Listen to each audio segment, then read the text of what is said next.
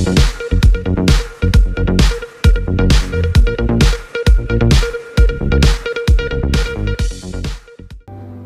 সমাজ বার্তা ডিজিটালে আপনাদের সকলকে স্বাগত।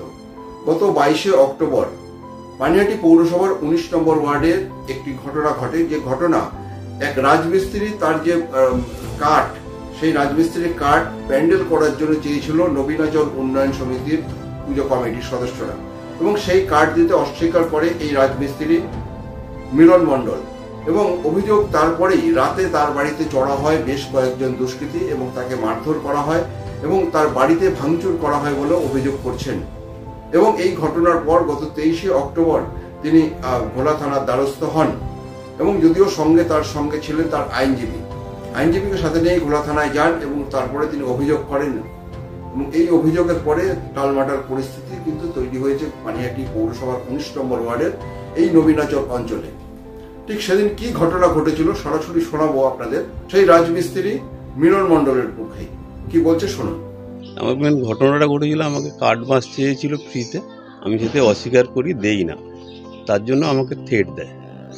থ্রেট দিয়ে তার পরের দিন এসে আমার উপরে আমি এমনি জিজ্ঞাসা, কার্ড তুলতে বলেছিল, ড্রেনের পাশে কার্ড রাখা আছে, কার্ডটা তুলতে বলেছিল।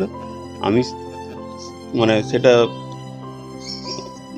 অর্জুন চক্রবর্তী গিয়ে বললাম যে ভাই এটা না তুললে হবে না। এই নিয়ে ওর সাথে টুকটাক কথা কাটাকাটি হচ্ছে।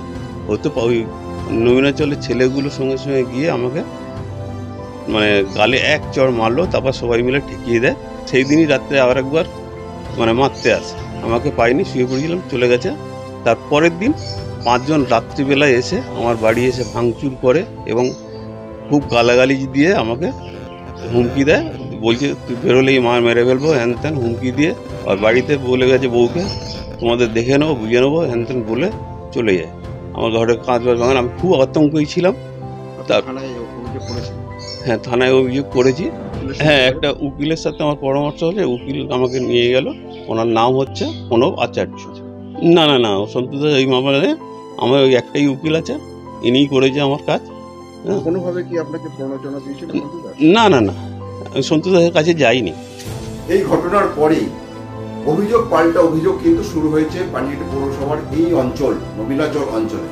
এবং স্থানীয় মহিলারা আজ বিক্ষোভ দেখান এবং এই রাজমিস্ত্রি, তিনি কিন্তু তার নিজস্ব বাড়ি নয়, তিনি এখানে ভাড়া থাকেন, তাকে বাড়ি ভাড়া ছেড়ে দিতে হবে। এবং তার বিরুদ্ধে অভিযোগ, তিনি নাকি অসামাজিক কাজকর্ম চালাতেন।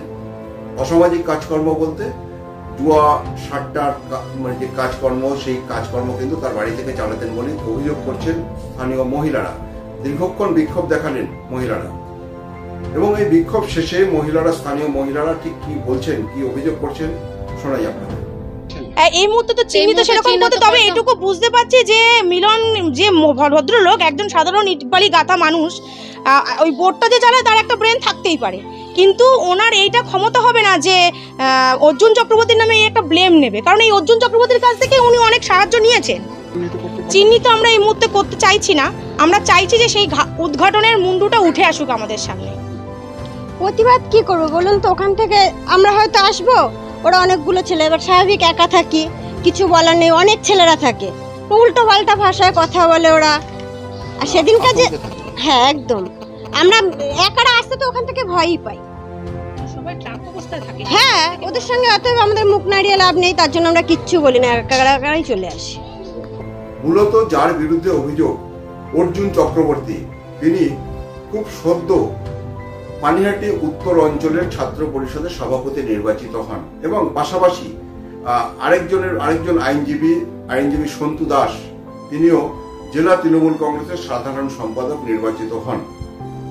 অর্জুন চক্রবর্তী এবং এই সন্তু দাস দুজনের বিরুদ্ধে কিন্তু মুখ খুলতে শুরু করেছেন, কিন্তু সন্তু দাস এই মিলন মণ্ডলকে প্ররোচনা দেন এবং থানায় অভিযোগ দেওয়ার পরে মেলা যে 21 তারিখ হয়েছিল তার সাথে আমি কোনোভাবেই জড়িত নয়, আমি সেই স্থানে ছিলাম না।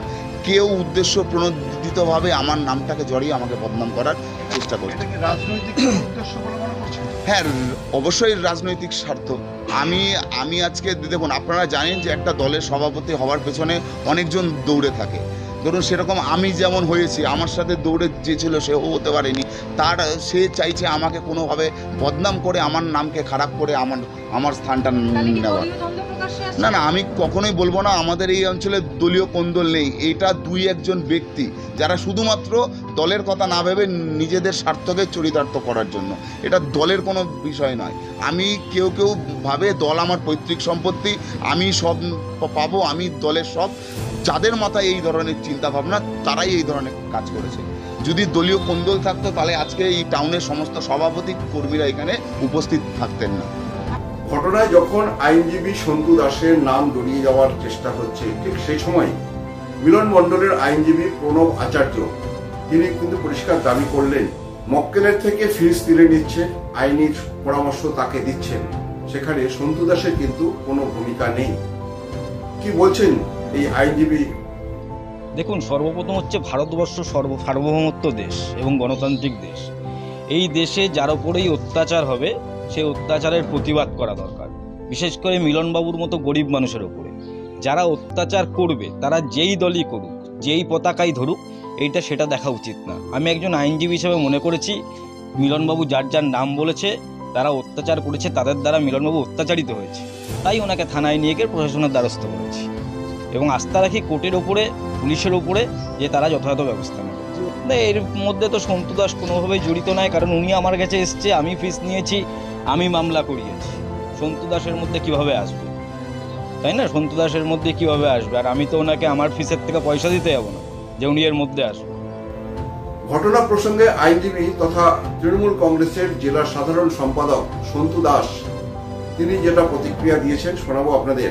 অ্যাকচুয়ালি উনি দলের পদে থেকেও কিভাবে দলের আর একজন পদাধিকারীর বিরুদ্ধে প্রকাশ্যে মিডিয়ার কাছে এভাবে বাইট দিলেন এবং দলকে কলুষিত করলেন এবং দল বিরুদ্ধ কাজ করলেন, আমি বুঝতে পারলাম না।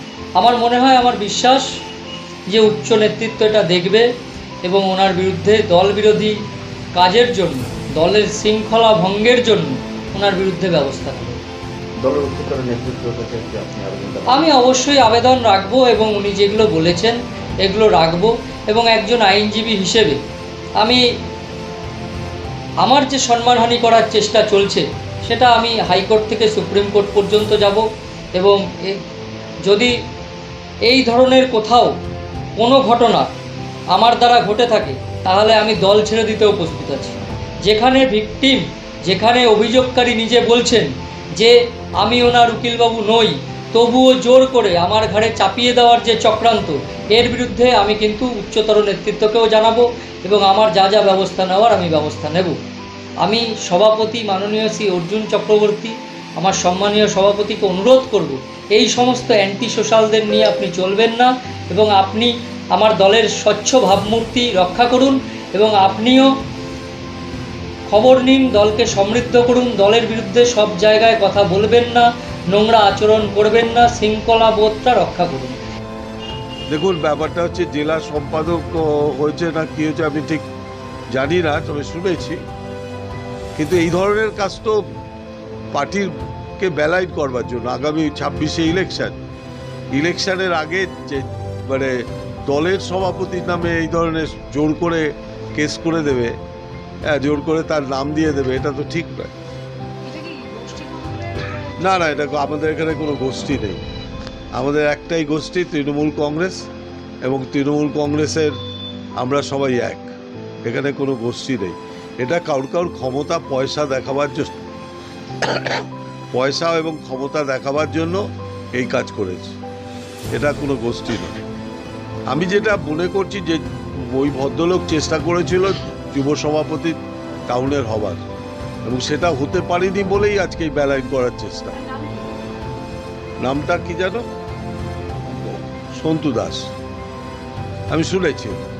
তৃণমূল কংগ্রেসের এই গোষ্ঠীদ্বন্দ্ব নিয়ে ফায়দা লুটছে বিজেপি।